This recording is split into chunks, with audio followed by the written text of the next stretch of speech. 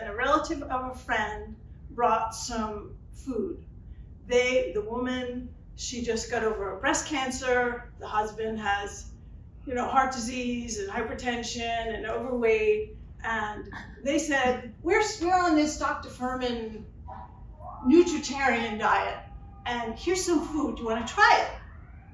So I did, and I asked some more. I said, tell me more about it. And they did. And then there was a presentation he was giving, an all-day presentation at the Open Center, which is no longer in the city, but at the time. And this is a photo with him at the end of that day.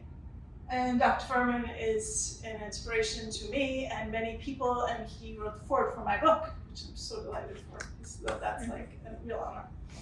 Okay. Menopause. So there's good news and there's bad news in this picture. And I'm going to tell you the bad news first. Now, I ate a lot of dairy because I did not want to get osteoporosis. And that too. And what happened? I went to the doctor at 58, and the doctor said, you have to come in for this information. You know what that means, that's serious, right? I can't tell you on the phone, you have to come in. So that was my first time I was literally diagnosed with osteoporosis. But I was thinking back, when I was literally 40 years old, I wanted to learn rollerblading. Remember rollerblading? Mm-hmm. Okay, so I bought the straight rollerblades and I took some classes at Junction Park, at Riverside Park, and I was like, okay. And then I went out one day and I went rollerblading in Riverside Park. And I don't know if anybody knows Riverside Park, but there's a steep incline that goes to the water. And it's a very steep hill. And when I got to the bottom, I couldn't figure out how to turn quick enough because the speed was so fast. I didn't have that, so I couldn't do it. So what I did, I fell, hit my head against an iron gate. And then that was the very first time I was ever in an ambulance because I was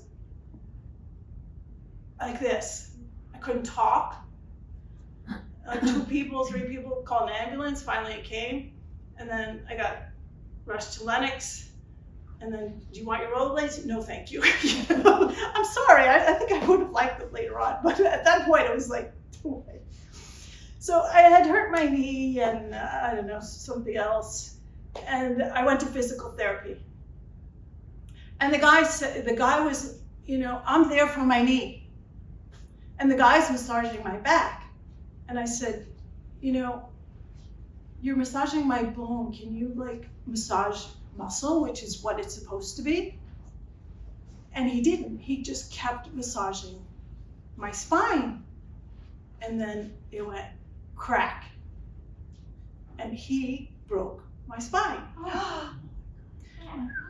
And then when I went back, and then I couldn't sit back on a chair for 6 months. So it was broken because when something breaks, it takes a long time to heal. Okay. And he denied it, it's impossible. A physical therapist cannot break a bone. All right, so much for that. I have a broken spine now, but it's kind of stable. So the real evidence for osteoporosis is a fracture. And that physical therapist who was supposed to help me actually gave me my one and only fracture. Just food for thought. Then I went to the ophthalmologist. I wear glasses, I'm nearsighted, and I have high pressure. 18, 19, 20, 22, 24, it was going up, so it's supposed to be less than 20, 19. And I love my doctor. We're the same age. An aside, he's just anyway. he did this, something called a cool laser. And the way it works is it kind of stimulates the area to pay attention so that it'll clean it up. It's just like a little, it's called hormesis, where you do a little bit of damage for the body to come back and say, let me clean this up. And I am staying stable at 14, 15 pressure in my eye. And I asked him, I said, how many people stay stable after one treatment? And he said, not many. So I think my diet is helping my eyes.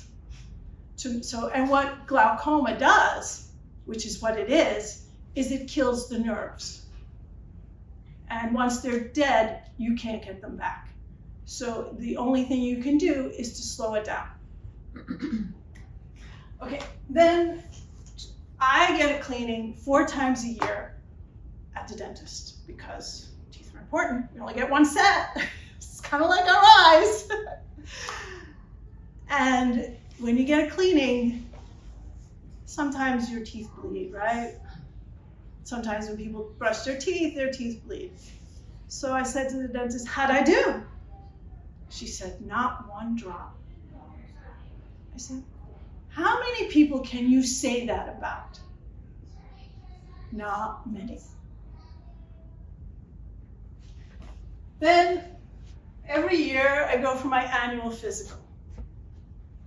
And there's something that one of the blood tests is a white blood cell count.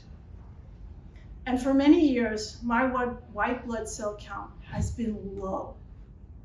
And that is a sign that I have very low inflammation, which means that I don't need to produce a lot of white blood cells to counteract inflammation. So that is also a good sign. And if somebody, the usual typical person with the standard American diet, won't have that.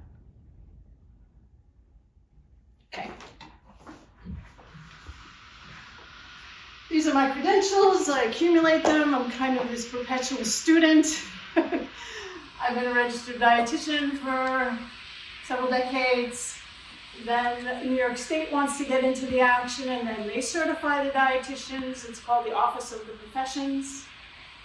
I recently certified, I was the 3rd class to certify with lifestyle medicine. Lifestyle medicine is a new burgeoning, I think I sat on Halloween Day of 2019, and that was the 3rd class to take that test. What lifestyle medicine is, it has 6 pillars, and the foundation pillar is a plant-based diet. The other 5 pillars are sleep, exercise, stress management, substance abuse cessation, and then supportive relationships. They try to take care of the entire person. It's not, oh, go to this specialist, go to that specialist. It's all inclusive. And then, of course, Dr. Furman has a nutritarian coaching program, and I had to take his program. And one of the key points I will tell you about his program is that in the standard American diet, people eat too much protein, and that's, what is protein for? Protein is for growth when we're a child, and when we're older, it's for repair. Or making our, we have enzymes and things like that to keep us working properly. Like, that's it. So we don't need as much protein now as we needed when we were a child. And that's kind of one of the key things that he points out. Okay, now for the meat of the matter. Are you ready for some scientific evidence for a plant-based eating pattern? Yes. Okay. By the way, this is interactive. If you have a question, please, or you have a comment or something comes to mind, just say it, okay? And I'd like to ask answer the questions as we go along.